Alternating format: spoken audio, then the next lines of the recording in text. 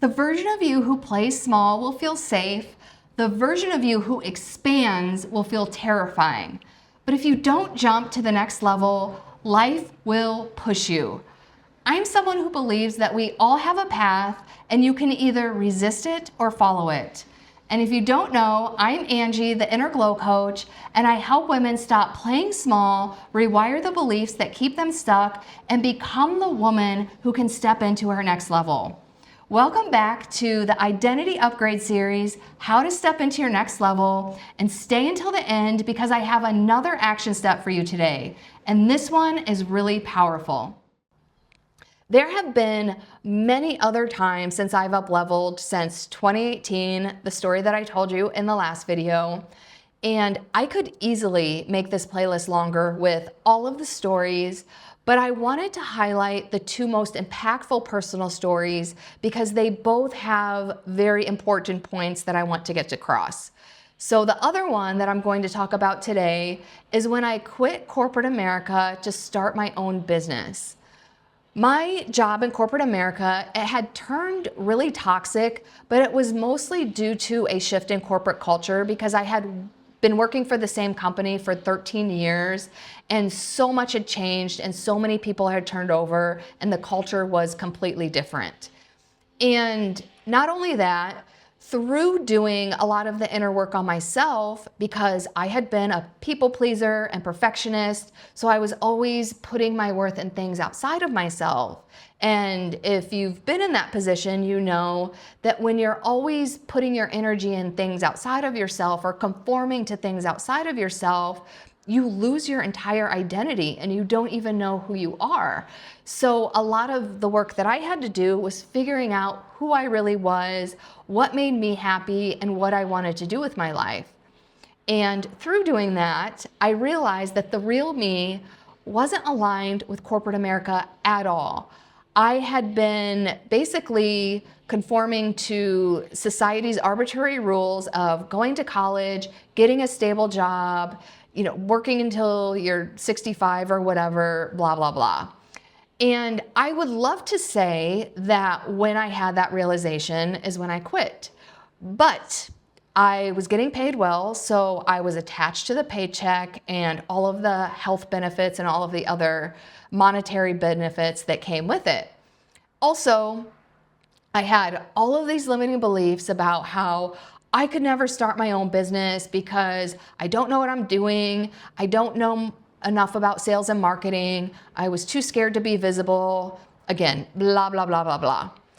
But my personal belief is that we all have a life path and you can resist that path and life will feel hard and will feel like a struggle.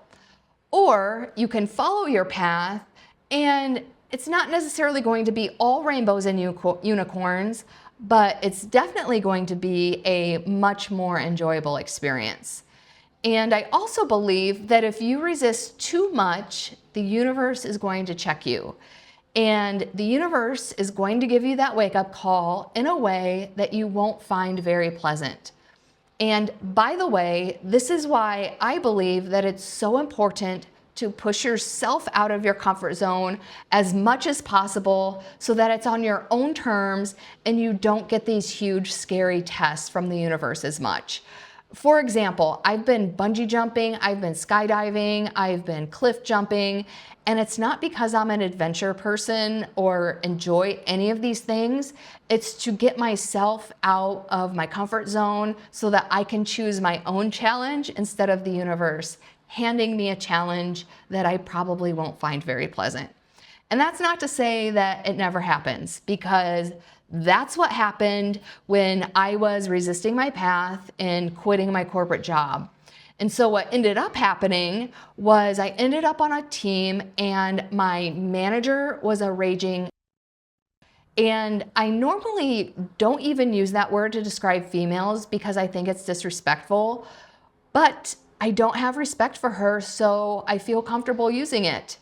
And also, that being said, I can look at her through a compassionate lens, and she definitely had her own issues going on, so there was stuff behind the scenes that I could not see. But from what I could see, she definitely had ADHD and extreme anxiety. That doesn't mean it's an excuse for how she showed up or how she treated me. I'm just saying, as a human being, I can look at her as a fellow human being and have that compassionate lens.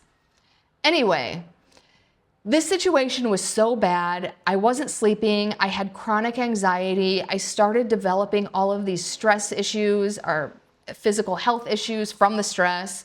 I even got this, I called it a stress hump on my forehead. I don't know what it was. I tried Googling it and I couldn't even find anything. So this is like how bizarre my stress issues were. And I wasn't even enjoying surfing, which for anyone who knows me knows that surfing is like the one thing that brings me so much joy. So needless to say, this was not going well. So one day after work, I went on a hike by myself, and this is a hike that I go on at least once per month. So I've seen it before, it's pretty regular, but for whatever reason this day, I was noticing flowers and plants and all these things that I had never even noticed before. So there was like this wondrous element to this hike that, again, is normally somewhat pretty routine. And as I was on my way up, I had this epiphany that totally lit me up, because I was thinking about how after my emotional rock bottom, I invested in myself and hired a coach, and that totally saved my life and completely turned my life around. And I was thinking about how much more enjoyable life was through doing the inner work. So the epiphany was I could quit my job and become a coach myself. And when I say it lit me up, I mean it truly activated something in my body. Like this felt so good and so aligned. And that is what I call kindling your inner glow. Like that, it feels like an expansion in your chest. Like it literally feels like a warm glow in your chest. And when you're around other people, they can feel it too. So it's like this sun shining outside of your chest, and you're basically just basking in your own self-love and the authenticity of who you really are, because you're just so aligned with your true self in that moment. So that's how I felt about this idea. And I thought about it the entire rest of the hike. And I kept seeing more wondrous things as if it were confirmation. So for the rest of the hike, I felt so euphoric and I was so excited. Then I got back to my car and the terror set in. Again, all these limiting beliefs flooded in. You could never do that. What about the money? Blah, blah, blah, blah, blah, blah, blah. And so I talked myself into forgetting about it. So I tried to forget about it, but for months, the universe was constantly punching me in the face with completely obvious signs. And I can go on all day about what those signs were, but I'm going to tell you about one of the things that happened. I went surfing one day, and there's this girl and her husband. For like 2 years, I would see them occasionally. They split their time between here and Vienna, where she is from, and her name is Karen. I can't remember her husband's name. But I knew of them, I knew their names, and I would say hi, but that's it. For 2 years, it was just like, hey, how you doing? We would go on with our business. One day, like a few weeks after I had this epiphany, she paddled right up to me, and we actually started having a conversation. She was asking me what I was doing for work, whatever. And then she was like, hey, would you like to have lunch sometime? And I was equally intrigued with her. So I was like, I would absolutely love to have lunch with you. So later that week, we had lunch, and two things happened. First of all, she was the first person that I actually spoke out loud that I wanted to quit my job and start my own business, which was terrifying even to say that out loud to anyone. But when I confided in that with her, she told me her story, because when she was living in Austria, she worked for this big university. Same deal. She was getting paid well. She had the benefits. It was stable. But she wanted to start her own business. And she finally did. And she was talking about how much happier she was. She was making even more money. Again, it was like this I think part of me was looking for, I wanted the knowledge that I would be okay if I made this leap, and I didn't have the evidence, but that was evidence right in front of me. Here is someone else who did the exact same thing and it worked out for her. And all of that came from me just saying out loud my intention. And we really connected on that lunch. So that was one part of the lunch. The other thing was she told me about this book. It's called The Parallel Universes of Self, which if you haven't heard about it or haven't read it, I highly recommend it. I don't even know how to describe it because it's so deep. So for me to even give it the description that it deserves here, I cannot do. But basically, it's based in quantum physics, and it's this concept of there are different realities of your life happening simultaneously in different universes. And again, this is quantum physics. But it also has like some woo-woo elements. So even if you're woo-woo, I think you can grasp this. But it's kind of like the act as if theory on another level, because what it's saying is the version of you, like everything you desire, there's a version of you who's already living out that life in a different reality.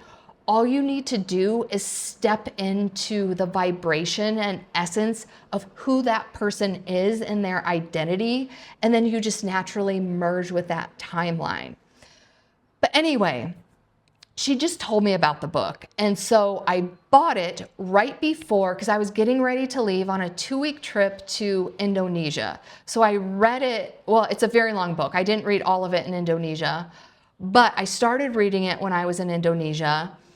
And this Indonesia trip, 1 week was a surf trip in Sumbawa, and the other week with other people, and the other week was a trip by myself to Sumba, Indonesia. And while I was in Sumbawa, in Indonesia, I received an email from the airline, because to get from Sumbawa to Sumba, I had to fly from Sumbawa to Bali, and then I had a flight from Bali to Sumba. But the airline sent me an email and they were like, oh yeah, your flight from Sumbawa to Bali, it's being moved to later in the day, later in the afternoon.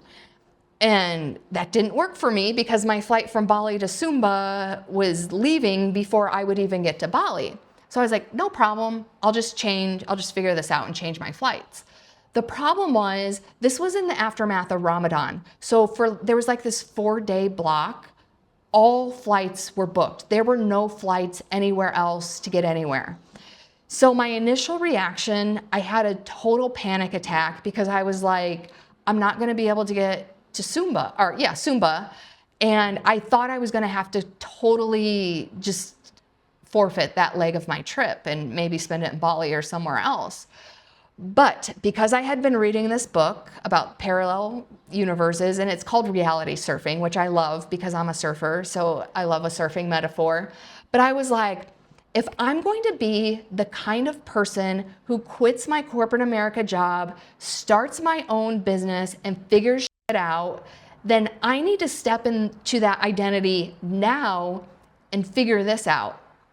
So I shit you not, within 30 minutes, and again, this is Indonesia, so they don't have Uber, they don't have Lyft, they don't have, in America, if you want transportation anywhere, any business has a nice, fancy, easy to navigate website where you can figure things out. This is Indonesia. They don't have nice, fancy websites. Most companies don't even have websites. Even the airline, like the intercompany or the inter-island airline, their website, it's in broken English, it's hard to navigate. So even if I could have just changed my flight, that would have been a whole ordeal because I had to change my flights before in Indonesia, and it takes like 45 minutes to even figure out how to do it on the website.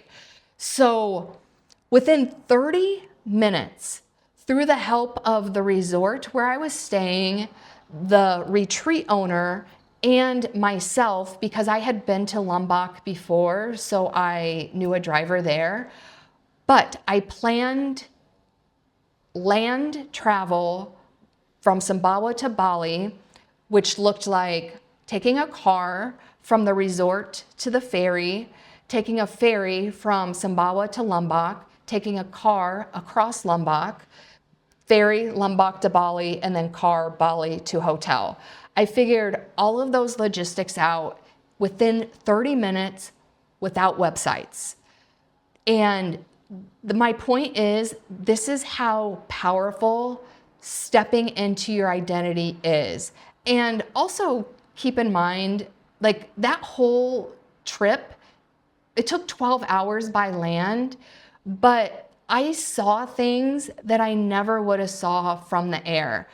For example, just even the ferries, like being in the ocean, or the car ride across Lombok. At the very end, it was like a 3.5-hour car ride. And at the very end, we were driving through a jungle. So we got to see like monkeys and a bunch of cool things. And also on the ferry to Bali, I got to see, there's a volcano on the east side of Bali. I think it's called Batur. Sorry, I don't remember the name. But anyway, like I got to see the volcano. Like it was just like such a magical experience that I never would have saw from the air. So my point is that I truly do not believe that that flight change was a coincidence. I feel like that was my challenge to reach the next level, because I talked about that in the last video, how reaching each level, I feel like requires, like a video game, requires completing a challenge, and then it's like, oh, okay, now I'm at the next level. So I felt like that flight change was my challenge, because it's like, okay, are you gonna step up into the identity of a person who figures things out? Or are you just gonna cancel your weekend Zumba and go to Bali instead? So my point is, I showed myself that I am the kind of person that can figure shit out no matter how difficult, scary, or uncertain. So that is the moment where I was like, I'm quitting my job. And I did stay about another, I think it was about another 2 months to position myself properly financially.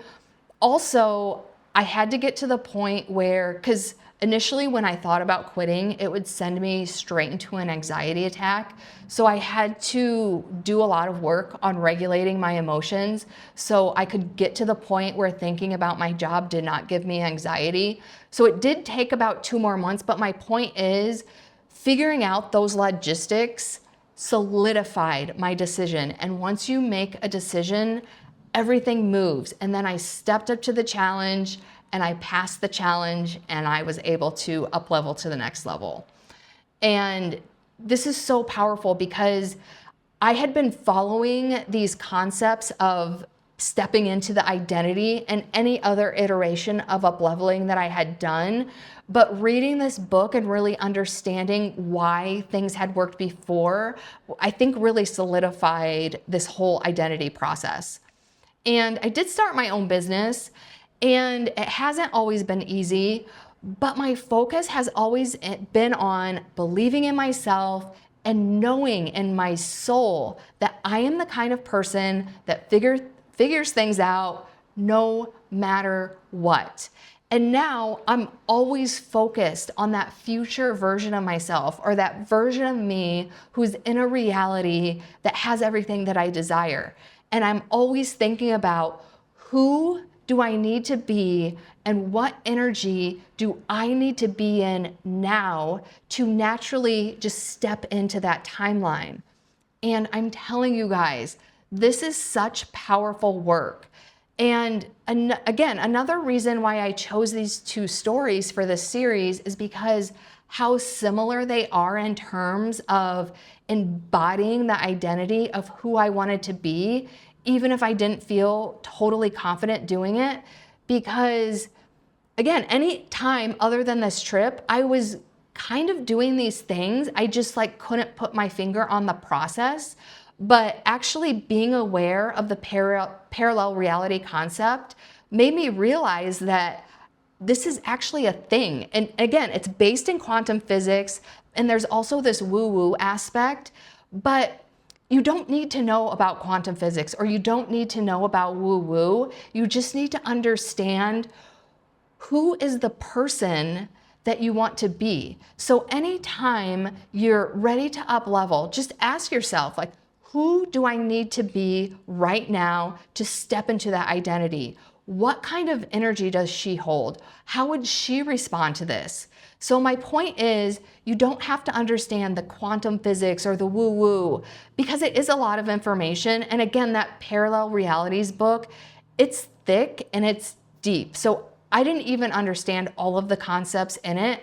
I just needed to understand it in a way that worked for me so that I can implement it into your daily life. So my point is, you don't need to have all the information. You don't even need to feel ready. You just need to become and step into the version of you that handles it.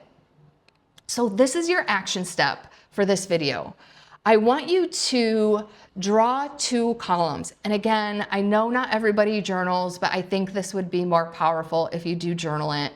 But draw 2 columns. Column 1 is who you are now. Write out everything: how you walk, how you talk, what your job is, your hobbies, your relationship with money, your romantic relationships, your platonic relationships, your family relationships, your posture, your health, your wardrobe, how you handle stress, how you handle your emotions. Write down everything you can think of. Fill out 5 pages if you can. And then, and this can be done on another day, it could also be done in the same session. In column 2, write out who you want to be. And some of the things may be the same, like you may be eating the same things in your new identity. You may be wearing the same things, but there are going to be differences in how you show up. Like if you don't feel confident now, like how does a confident person walk? Do they walk with their shoulders down and looking down? Or do they walk with their shoulders back and their head up? And even if you may not feel confident, you can still embody the body language of a confident person. So dream big. Maybe she takes luxury vacations. Maybe she wears diamond jewelry. Maybe she speaks up. Maybe she rests without guilt. Maybe she leads other women. Like, just dream big.